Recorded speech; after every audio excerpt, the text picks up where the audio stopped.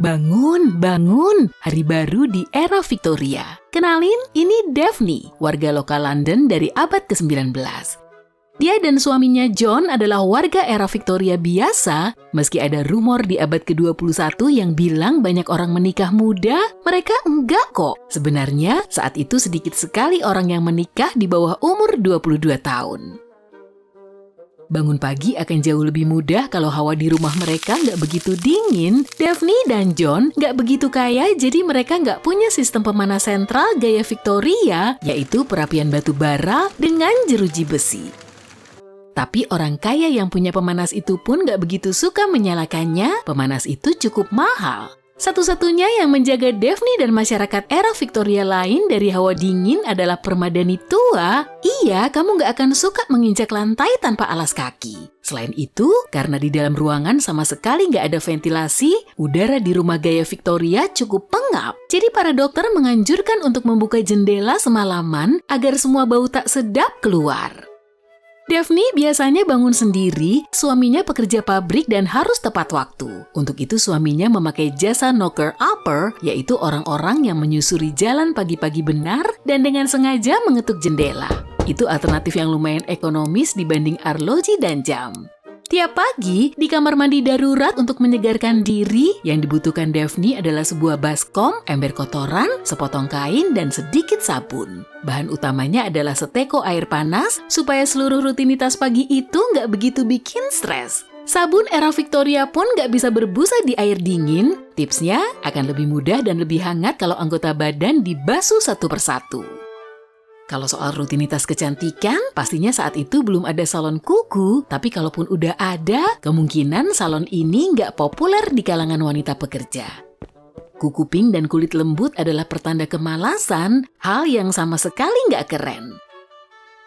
Sebaliknya, wanita ningrat era Victoria memang punya aturan untuk kuku mereka, yaitu tanpa noda dan nggak bergerigi, kuku harus oval dan nggak boleh diwarnai.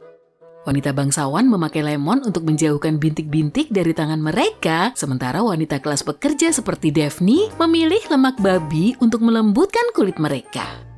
Daphne dan banyak wanita era Victoria lain bekerja dari rumah. Enggak, dia nggak harus Zoom tiap hari. Tapi dia pinter banget menjahit, jadi dia bisa kerja sambil pakai piyama seperti orang-orang sekarang. Gak seperti istrinya, John bekerja shift 16 jam di pabrik dan itu wajar di era Victoria. Tapi kalau dia seorang pengacara, jam kerjanya lebih sedikit dari jam 8 pagi sampai jam 7 malam. Pria dari kelas atas biasanya berbisnis dari jam 10 pagi sampai jam 4 sore. Karena belum ada smartphone, John nggak bisa pesan Uber, jadi dia harus berjalan sejauh 6 km lebih, pulang pergi setiap hari. Sebagai ganti taksi ada kereta kuda, tapi perjalanannya bisa menyakitkan karena nggak ada sistem suspensi dan tempat duduknya sempit plus nggak nyaman juga. Ada juga kereta penumpang yang ditarik kuda, tapi penumpang sering ngeluh kalau kuda mendadak berhenti, mereka bisa terlempar ke jalan. Hei, apa kamu melewatkan sarapan? Atau buru-buru ambil makanan sebelum pergi kerja seperti John? Kalau gitu kamu punya kesamaan dengan para pekerja era Victoria.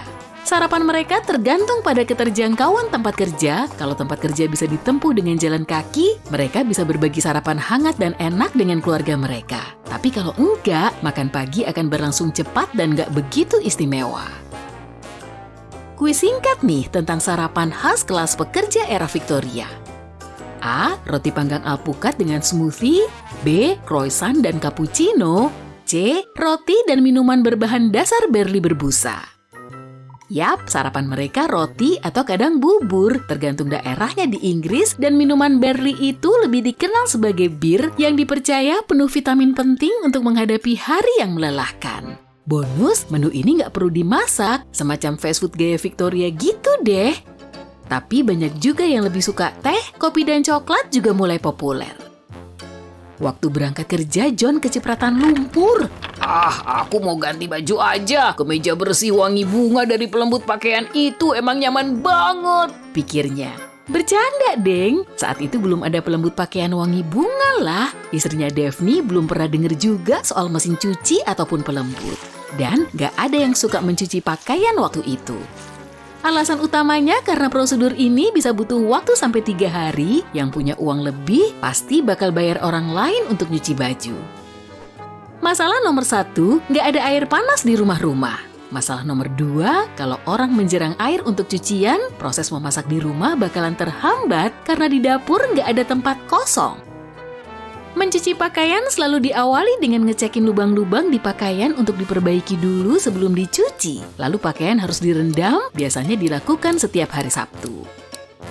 Proses ini bisa lama sekali karena ada noda yang butuh waktu untuk bisa larut dalam air. Untungnya lumpur mudah larut. John beruntung. Satu-satunya bahan penghilang noda yang tersedia cuma soda cuci. Sampai Senin pagi, pakaian sudah terendam dengan baik dan siap dicuci.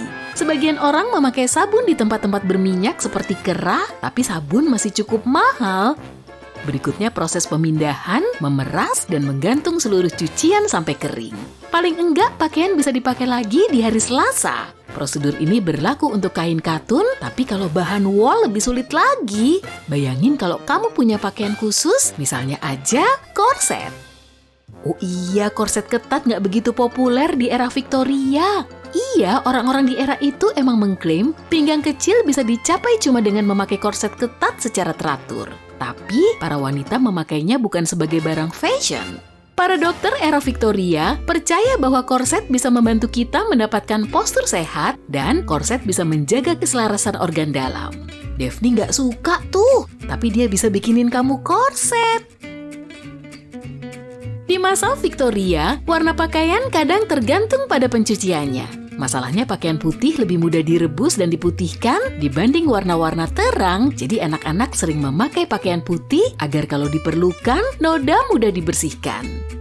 Makin besar si anak, makin intens warna yang dipakai. Fakta seru, pink sebagai versi merah yang lebih pucat dianggap sebagai warna kuat dan maskulin loh, dan diperuntukkan bagi anak lelaki. Karena anak-anak perempuan lebih suka warna biru. Sekitar tahun 1940-an, situasi berubah dan pink mulai dikaitkan dengan anak perempuan. Daphne juga sering bikin pakaian pink dan biru dan dia mendapat sekitar 10 shilling seminggu seperti penjahit wanita lainnya. Dengan uang ini Daphne bisa membayar sewa mingguan 6 shilling. Sisanya bisa dihabiskan untuk makanan atau apapun yang dia butuhkan. Dengan 1 shilling, dia bisa membeli teh untuk seminggu, 5 bongkah roti harganya sekitar 12 penny alias 1 shilling juga.